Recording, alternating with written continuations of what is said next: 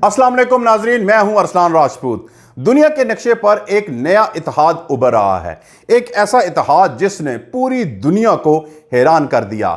Ukraine और Israel, दो ऐसे मुमालिक जो बज़ाहिर मुख्तलिफ जंगों में उलझे हुए हैं, अब एक दूसरे के साथ खड़े हो रहे हैं।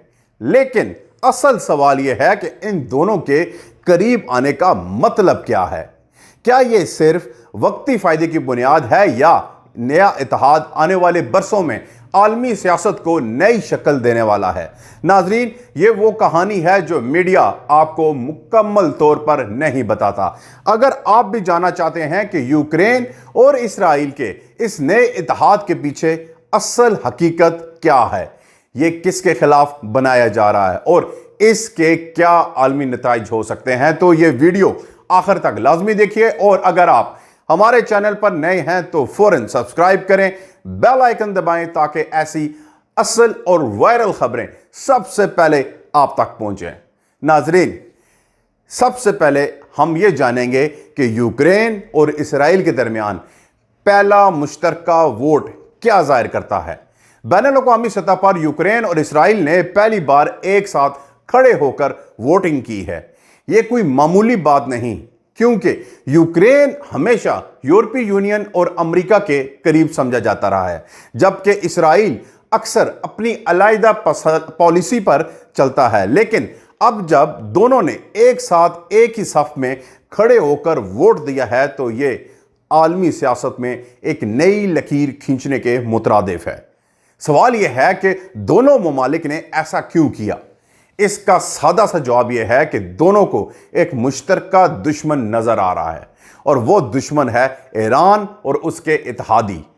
सवाल यह है कि ज़ेलेंस्की इसराइल के साथ खड़े होकर क्या पैगाम देना चाहते हैं।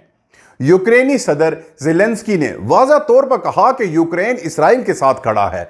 यह बयान किसी जज्बाती दोस्ती का इजहार नहीं, बल्कि एक सख्त सियासी ऐलान है। ज़ेलेंस्की जानते हैं कि इसराइल अमेरिका के दिल के बहुत करीब है। अगर वो इसराइल के साथ खड़े होते हैं तो दरअसल वो अमेरिका को एक और इशारा दे रहे हैं कि यूक्रेन की कुर्बानियां सिर्फ रूस के खिलाफ नहीं, बल्कि ईरान और मशरिक़ वस्ता में भी अमेरिका के मकासद के लिए हैं। इस हवाले से इसराइली वज़ीर-ए-आज़म नेतन्याहू ने भी ऐलान किया है कि इसराइल यूक्रेन के साथ खड़ा है। अब सवाल यह है कि इसराइल को यूक्रेन में क्या दिलचस्पी है। इसराइल जानता है कि रूस ईरान के साथ खड़ा है और ईरानी हथियार शाम से लेकर गजा तक इसराइल के लिए खतरा बने हुए हैं। अगर यूक्रेन ईरान के खिलाफ अपना किरदार अदा करता है तो इसराइल को मशरिक़ वस्ता में एक बड़ी सहूलत मिल सकती है। यूक्रेन और इसराइल की अफवाज अब रूसी, ईरानी और फ़लस्तीनी हथियारों के बारे में एक दूसरे से मालूमात शेयर करेंगे।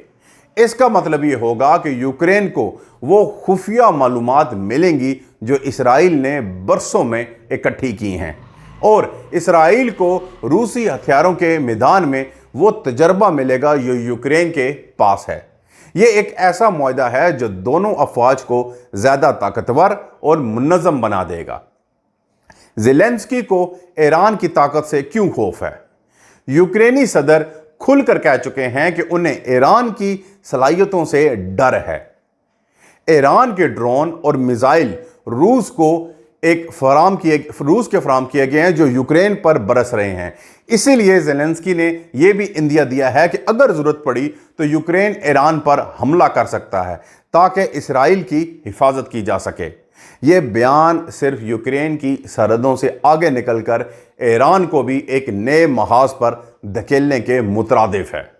ज़ेलेंस्की ने एक बार यह भी कहा था कि वो चाहते हैं कि यूक्रेन ग्रेटर इसराइल बने।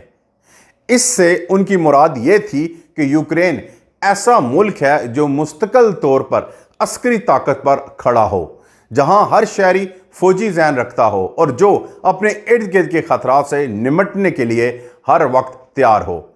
इस विजन से ज़ाहिर होता है कि ज़ेलेंस्की इसराइल के मॉडल को यूक्रेन पर लागू करना चाहते हैं। अब इसराइल और यूक्रेन के दरमियान तिजारती मुआहदे में असल फ़ायदा किसको है? حال ہی میں اسرائیل اور یوکرین کے درمیان ایک تجارتی معاہدہ ہوا جو زراعت اور گندم کے شعبے میں متعلق ہے، لیکن ماہرین کا کہنا ہے کہ اس معاہدے کا اصل فائدہ اسرائیل کو ہو رہا ہے، جبکہ یوکرین صرف کاغذ پر فائدہ حاصل کر رہا ہے۔ جنگ سے تباہ حال یوکرین اپنی گندم سستی بیچنے پر مجبور ہے اور اسرائیل اس سے بھرپور فائدہ اٹھا رہا ہے۔ ناظرین، حیران کن مناظر سامنے آئے کہ یوکرین کے محاذ پر جہاں روسی فوج کے خلاف لڑائی ہو رہی ہے، وہاں اسرائیلی جھنڈے لہرائے جا رہے ہیں۔ یہ جھنڈے صرف علامت نہیں بلکہ ایک پیغام ہے کہ یوکرین اب خود کو اسرائیل کے ساتھ جوڑ رہا ہے اور اس جنگ کو ایک مشترکہ جدوجہد کے طور پر پیش کر رہا ہے۔ اب سوال یہ ہے کہ اسرائیل یوکرین کو کس طرح امداد دے رہا ہے؟ اس حوالے سے ناظرین، اسرائیل یوکرین کو اس طرح امداد بھیج رہا ہے اور اس امداد میں امریکی ٹیکس دہندگان کا پیسہ بھی شامل ہے۔ یہ امداد محض انسانیت کے نام پہ نہیں بلکہ ایک بڑی حکمت عملی کے تحت دی جا رہی ہے تاکہ یوکرین اسرائیل کا شراکت دار بن سکے۔ دونوں ممالک اب ایک ساتھ جدید ڈرون بنانے پر کام کر رہے ہیں۔ اسرائیل کے پاس ٹیکنالوجی ہے جبکہ یوکرین کے پاس میدان جنگ کا تجربہ۔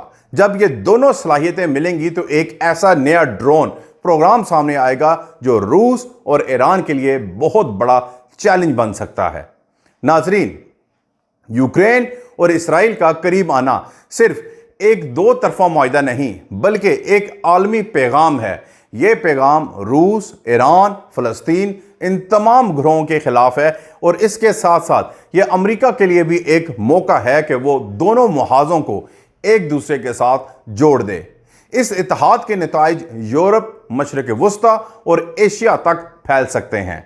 ناظرین، یہ سب کچھ ہمیں ایک نئے عالمی نقشے کی طرف لے کے جا رہا ہے جہاں یوکرین صرف روس کے خلاف نہیں لڑ رہا بلکہ اسرائیل کے ساتھ مل کر ایک بڑے کھیل کا حصہ بن رہا ہے۔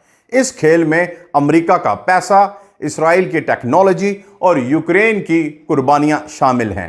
اگر آپ سمجھتے ہیں کہ یہ ویڈیو آپ کے لیے معلوماتی رہی ہے تو اسے زیادہ سے زیادہ شیئر کریں، چینل کو سبسکرائب کریں اور بیل آئیکن ضرور دبائیں تاکہ ہم آپ تک اگلی بڑی خبر سب سے پہلے پہنچائیں۔ ملتے ہیں اگلی ویڈیو میں، تب تک کے لیے اللہ حافظ۔